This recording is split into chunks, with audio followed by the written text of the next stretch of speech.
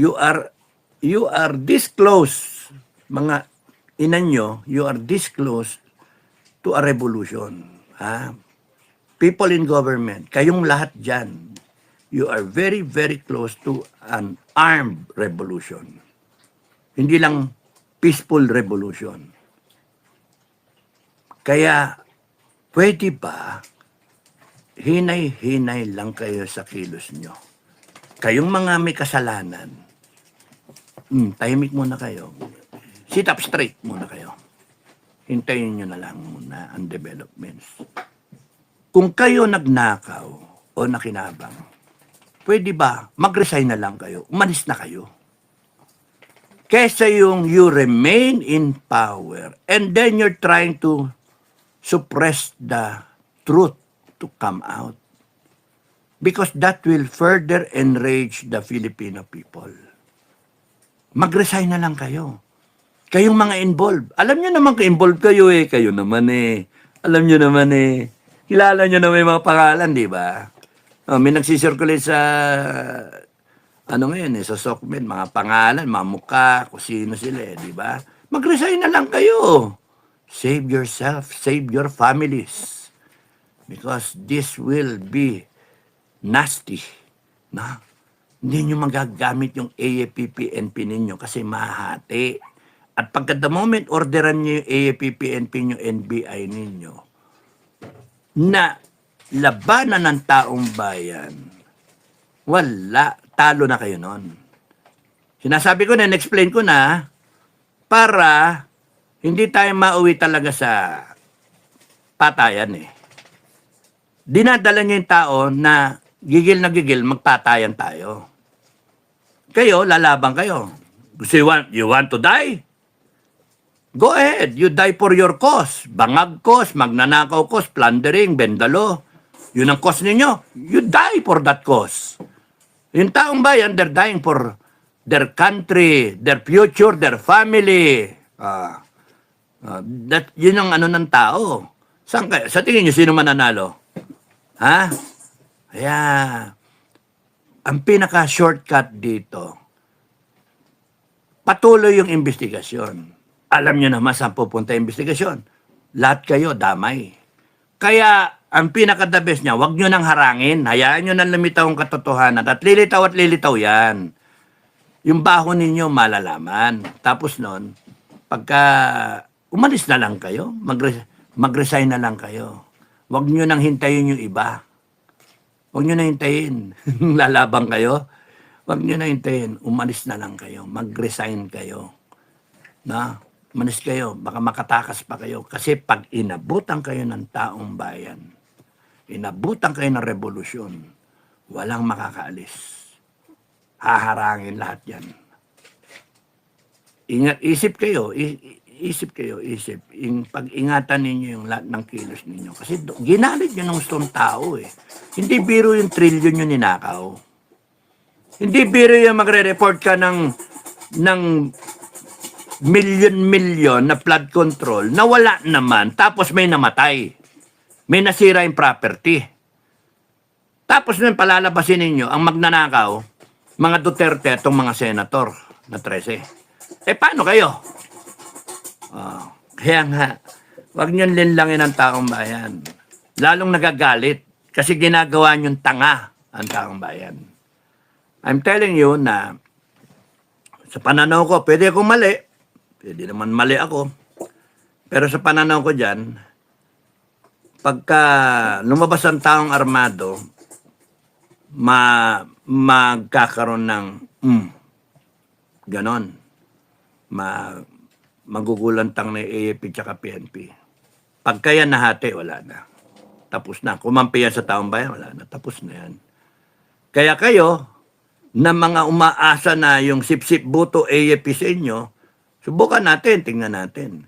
Kasi taong bayan, kaya nga sa palagay ko, lalabas yan ng armado mga tao. Kasi wala na AFP tsaka PNP, hindi na maasahan. Pati NBI, wala na. So, bonus na lang, pag-ikot ng gulong at lumabas ang mga tao na armado. Mga tao na armado. Bakit? Para manggulo? Hindi. para may pangdepensa sila sa sarili nila. Kasi wala nang maasahan, AAP, PNP, tahimik eh. Nabili yata ng pere, na maleta rin eh.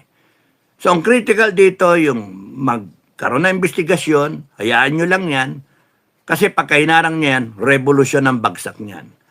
Pagka ginamit niyo yung AAP, PNP, NBI para pigilin yung taong bayan, magbalikan yan, armado na. Kaya pwede, please, wag niyong gawin. Wag niyong takutin yung tao. Kasi buwisit na eh. buwisit na. Gusto yung magkatestingan, sige, bambuhin niyo yung tao. Disperse niyo yung tao. Sabi sa inyo, lalaban na yan eh. Hindi nyo nababase, maggago kayo. Palibasa kayo, mga paldo-paldo iniisip nyo eh. Panay sip-sip buto kayo, panay yes sir, yes sir, yes sir.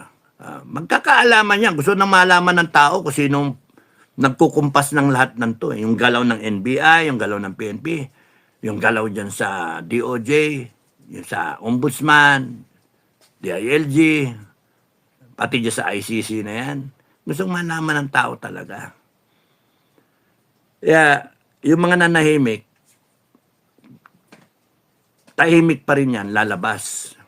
Pero, may gamit na. Dinala nyo sa ganyan eh. Hindi nyo mapipigil yan. Kasi perception niya, wala na tayo asahan sa AAP-PNP. Perception niya yan. Pwedeng gamitin AAP at PNP para supilin tayo. Hindi ako papayag nun. Ganon ang isip ng mga tao. Kaya labas yan, may protection sila. Then sila. Now, it becomes a problem. How many people are there? Are you going to use the reservists? Hindi. Yung taong bayan ang gagamit na reservists. Kaya ano lang yan, it's just a matter of magkakasubukan. Tingnan ninyo kung anong mangyari. Basta ako, I warned you na pwedeng dyan pumunta. Ngayon, kung hindi kayo madamay, pati yung pamilya nyo, may suggestion sa inyong lahat. Congress, Senate, Department, na government officials, may iwan na lang dyan si Marcos, mag-resign na lang kayo lahat. Habang kaya nyo pa. Pagka naipit kayo sa pag-alsa ng taong bayan. Pagputok niyan, good luck sa inyo, pati pamilya nyo damay. Hindi ako, nasabi ko lang, it's an analysis na, nakita niyo Nepal, di ba? Alam niyo naman yung French type revolution, di ba? Kaya may Bolshevik revolution. Nandun tayo somewhere. No? Philippine style tong atin. Independence Day is coming, June 12. Baka mamaya iniisip ng mga tao, pagdating ng June 12, laya na tayo sa putang inang korupsyon na yan. Lahat sila pananagutin na. Yan, lalagay na lahat yan sa believe it muna. Believe it or not. Si Duterte nga, 1 year na rin eh. Wala pang desisyon, di ba? Yung 2025 budget, hanggang ngayon, walang desisyon kung unconstitutional o illegal. Good evening po, Pantero. Magandang gabi, buddy. Good evening, Sir Dado and all SFGF. Thank you, buddy. Pero happy birthday, BP Sara. More birthdays to come. Happy birthday, Inday Sara. Kung ikaw ay may chance ka manood dito, happy birthday mula sa lahat ng Pinoy Survivor followers, lahat ng nanonood, lahat ng SFGF, lahat ng OFWs na they are wishing you well. God bless you, God protect you, God guide you. Yung ganon. So, lead the Filipino people well. Maraming salamat sa iyo. More birthdays to come. Ganon pala sa Philippine style. Hindi sa ibang bansa, there is honor among thieves. Paano yan palabas yan, di ba? Pero dito sa atin, sa Philippine format, there is no honor among thieves. Magkakasama kayo ngayon, kita mo nung nilaglag nila si Saldico para to save their skin, ang ginawa, si Saldico, nagsalita rin to save his skin. Tapos kaya si Romualdez, nag-resign bilang Senate President, etc. etc. Anohan sila eh. Tas si Bongbong, pumunta sa Bulacan, inexpose niya yung flood control, kuno-kuno, no? Mahiya naman kayo, sabi niya sa zona. Imagine, nagmalinis. Eh, samantalang dun sa delivery boy, sinasabi nila, nagde-deliver sila sa Malacanang. Kung ikaw matino kang Presidente Marcos, ikaw matino kang Chief Executive, ito hamon ko sa lahat ng pro Marcos, di ba dapat si Marcos mismo ang magsasabi, putang na, imbestigahan niya, gusto kong malaman, sino ang dinadalan niyan sa Malacanang? Sinong gumagamit ng pangalan ko? Dapat yun normal eh. Hindi eh. Mga makukulong, tapos nun eh. Si Jingo yung ikukulong, si Barcoleta ikukulong, yung mga mag-iimbestiga ng Senate, sa Senate Blue Ribbon, yun naman, nako. Kaya nga gago tong natin, presidente natin. May problema talaga. You are the chief executive. Everything happened sa term mo, 22, 23, 24, 25, 26 na. Part of 2022. So again, 23, 24, 25, 26. 4 na taon. Hugas kamay ka. Babalik mo kay Duterte, doon nagsimula. Gago! Eh yung pera galing sa 22, 23, 24, 25, 26. 23, 24, 25, 26. Doon galing yung pera. Tapos sabihin mo, si Duterte yung kurap. Gago! Walang niya kayo, bibintang nyo, kayo yung gumawa, kayo nagnakaw, ibibintang nyo doon sa matanda. Na? Wala siya eh. Paano niya sasagutin niya? Nasa Hague siya eh. Napakawalang niya ninyo. Ginamit niyo si Inday Sara, unity pa kayo, tapos nun wala. Ginamit niyo talaga, pakawalang niya nyo. Nag-abuso sila, nag-abuso muna sila, nagnakaw sila, nanlin lang sila, nambudo sila, nagbebendalo, nananakot pa. Ngayon, hinaharang yung paglabas ng katotohanan. So talagang galit ang tao. Sindikato eh. Sindikato to. Implementer mo ng batas na dapat nag-implement AFP, PNP, NBI, kakuntsaba yata eh. Yun ang dating. Kasi tahimik eh. Yung NBI, nansusupil. No? Nagdadala ng armas doon sa Senado. Nangahabol. Para implement ICC. Para yun ang mapag-usapan, etc. etc. Well, malalaman natin kung saan babagsak to. Hindi tayo gumagalaw eh. Hindi pa tayo gumagalaw eh. Sila ang gumagalaw. Yung nag-walkout nga yung nabingsa, di ba? Ganyan-ganyan sila. Abuso daw yung, ang abusado daw yung yung 13, etc. etc. Hindi pa nga gumagalaw yung taong bayan. Sila may gawa lahat. Wala naman tayong troll eh. Sila naninira. Wala naman tayong sa batas eh. Sila yung nagdedemanda. Sino may gumawa lahat nito? Sila. Bakit? Guilty eh. Yun ang perception ng mga lalabas. Hindi naman tanga ang tao. Bakit mo haharangin yung labas ng katotohanan? Sinabi ng presidente, mahiya naman kayo. Do not lie, do not cheat, do not steal, do not tolerate. Yan yung battle cry niya sa PMA graduation. Tapos ngayon, haharangin ninyo. So, merong inconsistency. So, siguro yung presidente, yan? Mastermind. Naharang ninyo. Kaya nga, sino nag-order sa NBI? Nagawin yung gusto niyang gawin? Sino nag-order dito sa DILG tsaka sa ombudsman? Saan ba tumatanggap ng order lahat yan? Di ba sa presidente? Kaya, gusto lang ng taong bayan katotohanan. Yun lang. Ayaw din namin ng violence. Pero pagka sinupil niyo yung katotohanan, sinupil niyo yung taong bayan at ginugulangan nyo at binabuso nyo palalo, ay talagang lalabas dyan yung taong bayan na sa violence ang punta. Wala na. Ganun ang yun yung reality niyan. Hindi kayo nag-iisip, kayo dyan sa mga administrasyon. Mag-isip kayo. Kaya nga ang suggestion ko, mag-resign na lang kayo. Total, butang-buta kayo, lalitaw yung katotohanan dyan. Pagka yung Senate, hinarang nyo na hinarang, at nag-walkout yan 13, may possibility ganun eh. Mag-walkout yan, doon sila sa kalsada ngayon magpaka-Senate, magpaka-senador. Doon nila dinigin. Wala nang Yung 11 wala eh. Ay, tignan natin. Doon mag-hold ng hearing. Anong gagawin nyo? Gagamitin yung AFP, PNP, tsaka NBI para harangin yung katotohanan? Ay, hindi. Magiging sundalo ang mga taong bayan. Yun yung bagsak niyan.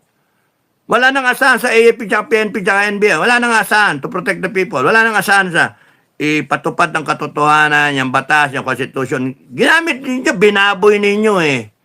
Kaya mangyari dyan na magiging bagong hukbo ay ang taong bayan. Yun ang magiging bagong hukbo. Anong gagawin nyo ngayon? Babanatan nyo, upakan nyo? Hindi, sasagot yan. Sasagot yan. Kaya hindi ito pwedeng takutin yung taong bayan kasi yung taong bayan dapat kayo matakot. Lahat ng power galing sa taong bayan. The Constitution is very clear on that. All government authority emanates from the people. Yung ginagawa na NBI sa tingin nyo tama, gusto ng taong bayan yon. Yung ginagawa ng pulis na humaharang, sa tingin nyo gusto ng taong bayan yon. All government authority emanates from the people. Tama ba yung nakawan tayo na nakawan? Tapos sasabihin nyo, ghost project ba?